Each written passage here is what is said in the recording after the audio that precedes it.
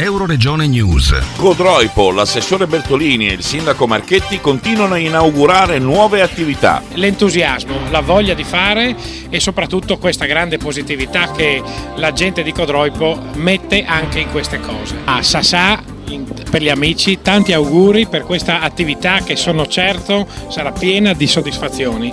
Codroipo, Piazzetta della Legna, al posto di uno storico negozio che noi negli anni '80 frequentavamo perché vendeva musicassette, oggi reperto archeologico di un'era musicale che fu, inauguriamo una delle tante attività commerciali che hanno contribuito in questi anni a rendere Codroipo ancora un centro attrattivo dal punto di vista emporiale e commerciale.